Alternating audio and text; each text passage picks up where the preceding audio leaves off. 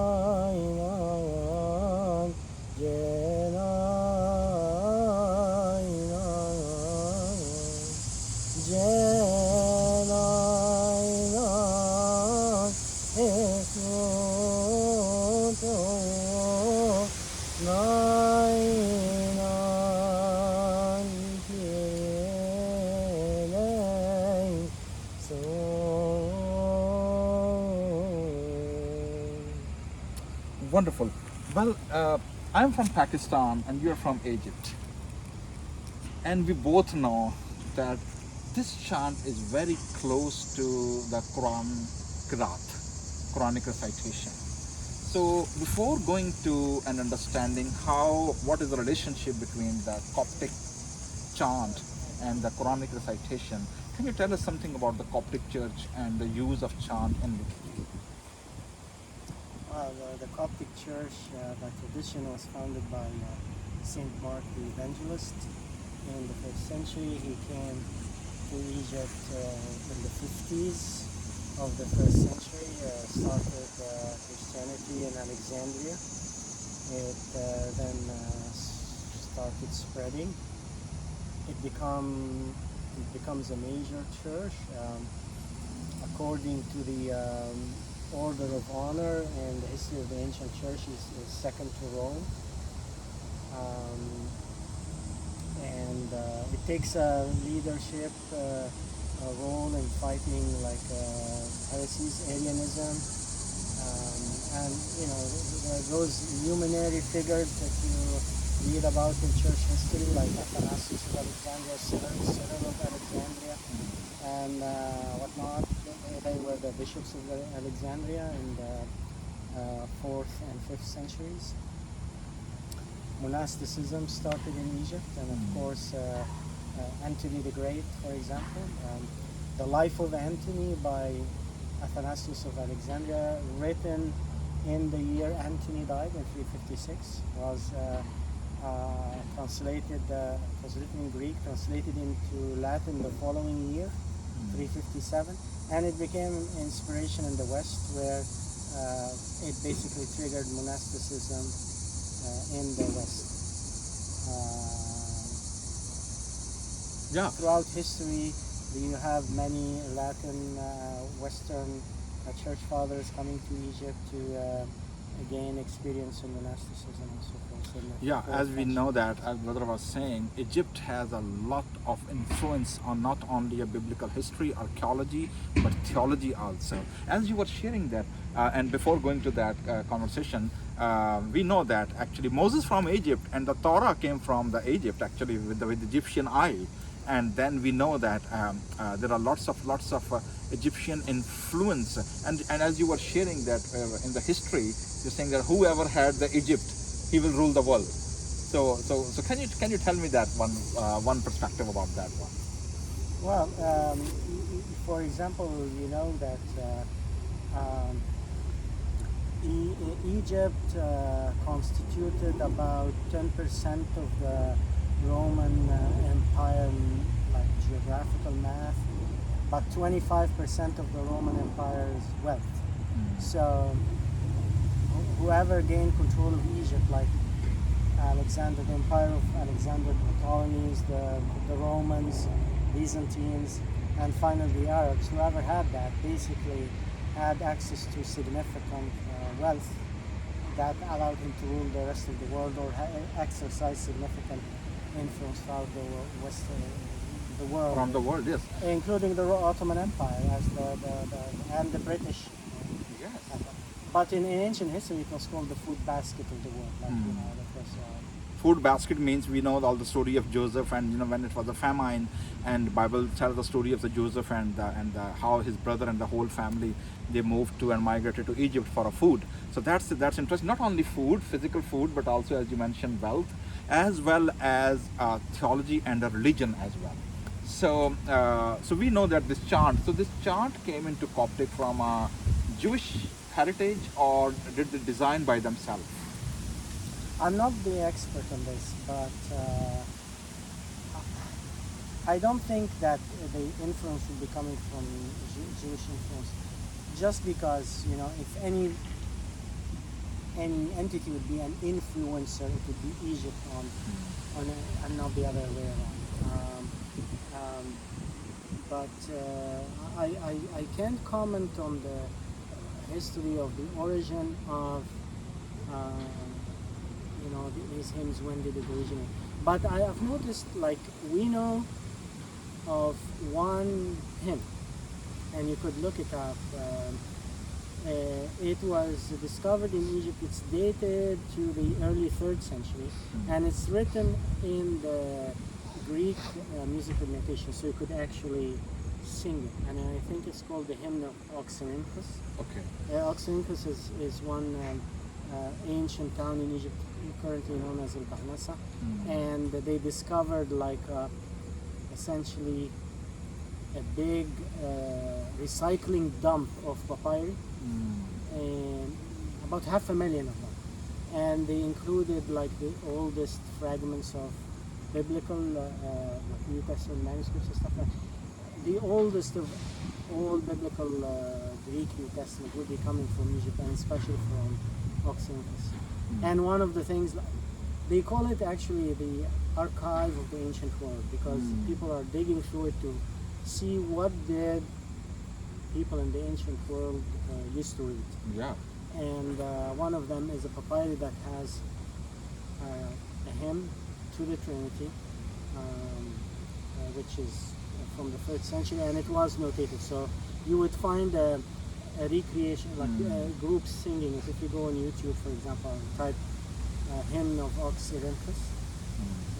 Oxyrhynchus. Yeah. Okay, wonderful. Oxyrh, and yes, then you don't have and to you accept figure it whatever. out for you. Yeah, but you know, one more thing which we know that, because I am from Pakistan, and I know that the Egyptian Qur'anic Qirat also dominating the world. So not only Egypt as a food basin, but also the literary and the religion, and especially in the Muslim world. Although now Ethiopian or the African chants or African style of Qirat is taking place around the world, but still Egypt dominant. The Egypt style of Quranic Qirat is still dominating the world. So would you please tell us something about is there any connection of the Quranic Qirat with a Coptic chant?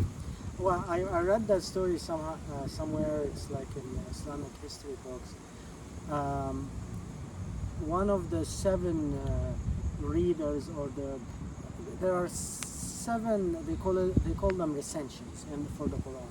Essentially, they are textual variants, but they refuse to acknowledge that term. They use recensions for it. One of the 7 recensions is by a guy named Warsh, and there's this story of him who traveled to Egypt, where he heard these Coptic hymns, and he thought that it would be nice to adapt that or adopt that. So that's basically how the recitation of the Quran came from originally a Coptic name. I'm not sure of how, if this is true or not, but it's in Islamic history books anyways, and it looks awfully similar. Yeah, and the background of this story is actually during the time of the Caliphate Uthman, the third Caliphate. There was various Quranic recitation. Few have the Meccan style, few have the Kufan style, and few have the different style. And when they were all gathered together in Iraq somewhere, and the armies find out and the generals find out that the various Muslim from the various Muslim cultural background are reciting Quran differently. So they reported back to the Caliphate Uthman, and he gathered all these various copies, whatever it was, and he burned all of them.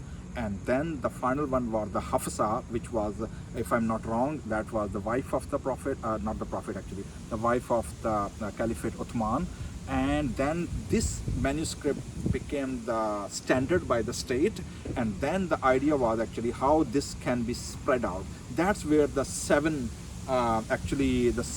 recited or seven qaris, they were recruited by the state and sent by the 7 handwritten copies to the 7 different states under the Muslim rule, and that's one of the verse which actually he copied the Coptic Chant, and he went over there.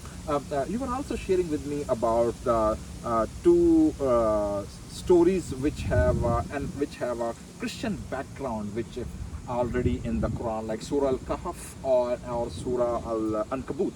So these are similar stories were also in the church history somewhere in that part of the world. Which was that? Yeah, so the Surah Al-Kahf is narrating a story about certain people who have slept for 300 years, and they woke up in a different era.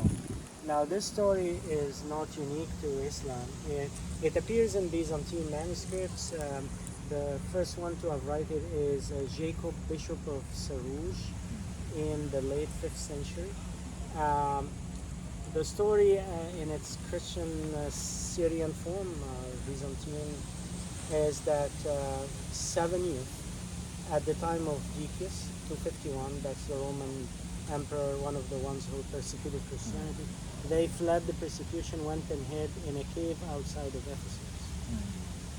They wake up 180 years later, according to the Christian story, and one of them, they send one of them to the town to see what's going on. They don't realize that they have slept for 180 years. When he goes, he hears that the emperor is actually coming to town, so he gets scared because the emperor is the persecutor of Christianity. But then he hears that he's actually coming for the inauguration of the church council. So the story, the wisdom of the story is meant to convey how the world have changed in 180 years, because from 251, the reign of Decius, to 431, that's the Ecumenical Council of Ephesus. Okay. So the Emperor Theodosius II was actually coming to town to inaugurate the council, the Ecumenical Council of Ephesus, which would look into the Nestorian doctrine. So that's the story in its Christian format. It makes its way into the Quran as Surah Al-Kahf, and the adjustment is made to be 300 years, not 180, because that makes it, of course, it's just Muhammad would have heard the story during his trips to Syria, brings it back, makes it into his Quran. He's trying to bring the date to more like contemporary times to his time. So like, so yeah, that's how the 180 years become 300. 300. And the Surah Al-Ankabut, the relationship? Yeah, the same. This is a story where the people fleeing persecution, they go, 2 of them, they go hide in a place, and then this Ankabut covers the entrance with its woven kind of the net of the spider. The net of the spider, and it appears there. Again, doesn't mention names or anything, But the story is like Felix of Rome and his friend, who later becomes a bishop of Rome. Again, one of the stories where God is a protector. They are fleeing a persecution. They go hide in that place. The spider web covers the entrance, or part of the entrance. The pursuers, who are like Roman soldiers, I presume, look at it and say, no one has entered here because of the spider web. Again, it shows in the Quran with no names or anything. And I think it's the same surah, because some people have labeled this surah, of course not Muslims, but people who are doing like literary criticism and analysis of the Quran, that this surah is like the story of Christian legends, collecting a bunch of Christian legends into it. So in the same surah as this Al-Ankabut, a later exegete or interpreter of the Quran, Ibn Ishaq, in the late early 8th century, interprets this story as Muhammad and his friend Abu Bakr fleeing the persecutors in Mecca. From the Meccan, yes. And they spend night in Agara Hira, in the cave of Hira, and that's where the Ankabut actually. But this is actually, Ibn Ishaq is actually a convert from Christianity. And he has an influence on the interpretation of the Quran, because many of the, I can comment on this more, but actually he was found as a child while the invading armies were invading, hiding in a monastery, I think with his dad. The details, I'm not clear on them. I didn't review the historical details, but something like that. And he ends up being a biblical interpreter. And he was able to provide valuable interpretation for the Quran, because the Quran, when originally written, was more of a commentary. It presumes that the hearer, the reader, has some background. So when it speaks, and have you not heard the story of Moses when he crossed the Red Sea or something? And it wouldn't tell you the story. So what is the story? So actually the Quran is this kind of text that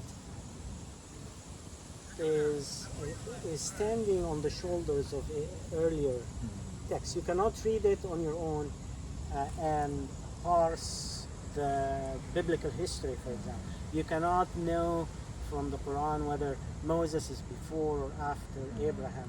It's assuming that the reader, the hearer, is aware of this. Aware of that. And so Ibn Ishaq was one of the people who actually managed to set the frame and the context, so that later people would make some sense. It's essentially as if it's a series of homilies, like today, for example, when people are reading and they refer, the person who's giving a sermon refers to when Jesus accepted the woman, but he wouldn't tell you the story. And it's presumed that people sitting there know the story.